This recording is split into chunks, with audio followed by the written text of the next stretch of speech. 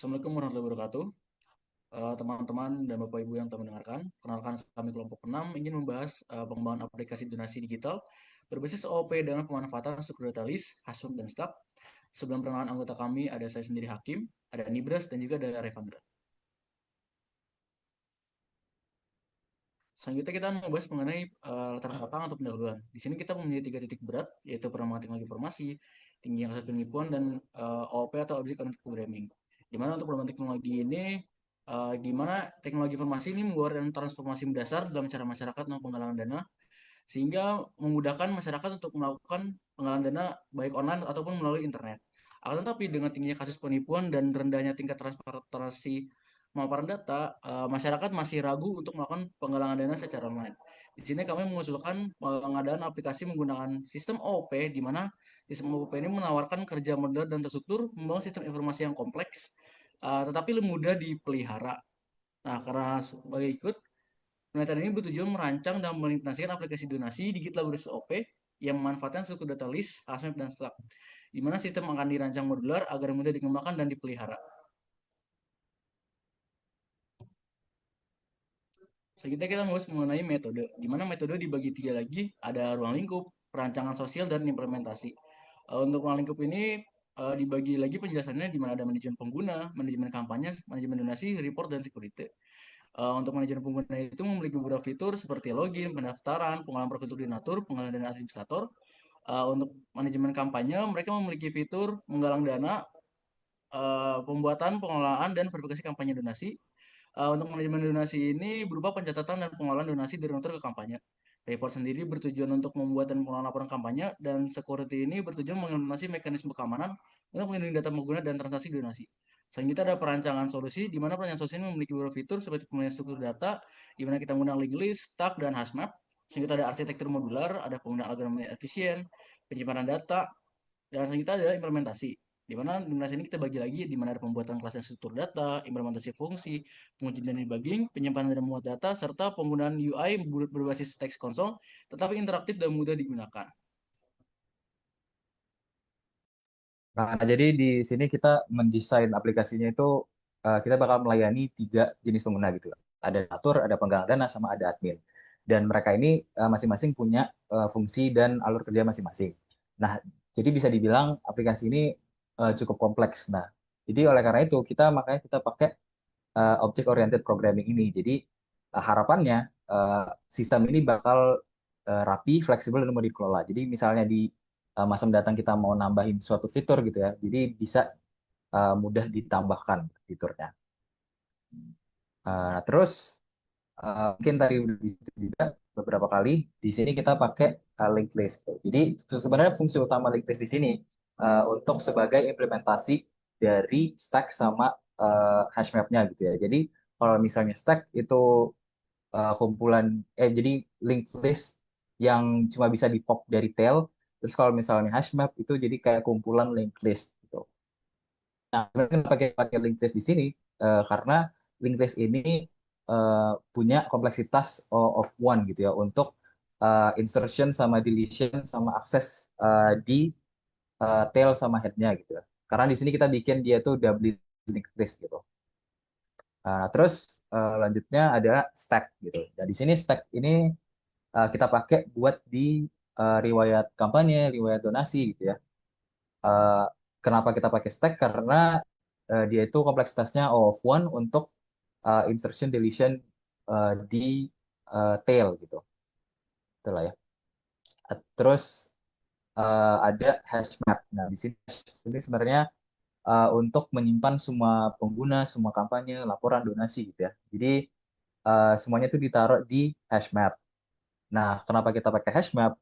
Karena waktu rata-rata untuk kasus terbaik yaitu O of one gitu ya, kompleksitasnya. Eh, jadi kalau misalnya kita mau insert, mau delete, kita mau apa-apa gitu, kompleksitasnya O of one. Nah, tapi mungkin emang ada kasus terburuk itu O of n saat dia itu perlu rehashing. Nah, itu makanya kita harus bikin hashmapnya yang efisien dalam eh, menghandle kasus tadi. Nah, terus di sini ada demonya gitu ya. Di sini kita contohin demo admin dulu. Jadi kalau di demo admin di sini kita bisa lihat pengguna gitu ya, habis itu lihat kampanye dan melihat saat melihat kampanye sebenarnya kita bisa kayak verifikasi kampanyenya gitu ya, sama melihat detail kampanye itu sendiri. Nah, terus kalau misalnya sebagai donatur gitu ya, mereka bisa tentunya lihat daftar kampanye gitu, habis itu mereka bisa donasi gitu di sini. Habis itu mereka juga bisa lihat riwayat donasi mereka gitu.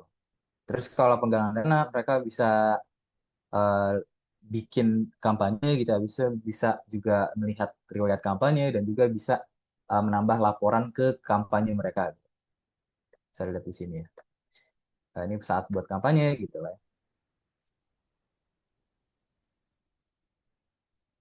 Nah, berikutnya atau selanjutnya mengenai efisiensi sistem sama kelebihan. Tapi saya ingin membahas sedikit juga mengenai video yang sudah dijelaskan tadi. Dari segi UI-nya, antar muka aplikasi itu dirancang sederhana, meskipun namun secara fungsional itu udah cukup baik lah. Meskipun tampilannya cuma berbasis teks atau console base gitu.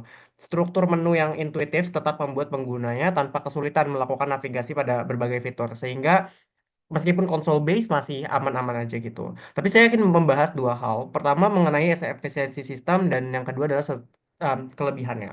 Nah, dari efisiensi sistem, dari segi efisiensinya operasi-operasi dasar seperti penyisipan, penghapusan data dalam list, dan stack udah berjalan dengan kompleksitas waktu konstan atau linear, tergantung pada posisi elemen yang dimaksud gitu. Nah, kalau untuk hash map-nya udah yang digunakan untuk operasi pencarian dan semacamnya itu tuh udah memiliki rata-rata waktu akses yang juga konstan. Sehingga kesimpulannya ini udah sangat efisien gitu bagi kami. Tapi yang kedua di fase kelebihannya ini sendiri. Kelebihan utama dari sistem ini terletak pada strukturnya yang modular, efisiensi dalam pengelolaan data, serta kemudahan pengembangan lebih lanjut karena seluruh komponen dipisahkan secara logis. Pendekatan modular akan mendukung fleksibilitas dan pengembangan sistem. Jadi, ini tuh memfasilitasi penyesuaian dan pemeliharaan yang lebih mudah terhadap perubahan kebutuhan pengguna atau lingkungan operasionalnya itu sendiri. Nah, sehingga kami merasa itu adalah sebuah unik atau daya kelebihan dari aplikasi atau ya dari aplikasi yang sudah kita buat itu sendiri. Sehingga boleh next. Nah, apa sih yang menjadi kesimpulan? Dari kesimpulannya adalah hasil dari aplikasi donasi digital ini menunjukkan bahwa pilihan struktur data itu udah tepat sebenarnya, serta pendekatan programan berbasis objek atau OOP, sistem informasi yang cukup kompleks ini juga sudah cukup berhasil. Ini ditunjukkan dari program yang sudah cukup efisien dan terstruktur dalam implementasi dari video tadi juga. Struktur data link list, stack, hash map masing-masing juga memberikan kontribusi dalam mengelola data kampanye, riwayat donasi, dan penggunaan secara dinamis, cepat, dan terorganisasi. Nah, yang kedua, dari implementasi fitur-fiturnya itu sendiri, seperti pendaftaran pengguna, login, pengelolaan kampanye gitu, pencatatan donasi, maupun fitur verifikasi sama admin, telah juga berjalan dengan baik sebenarnya dalam aplikasi ini. Karena nggak cuma itu, aplikasi ini juga udah mampu menyimpan dan memuat data melalui file eksternal dalam format CSV gitu.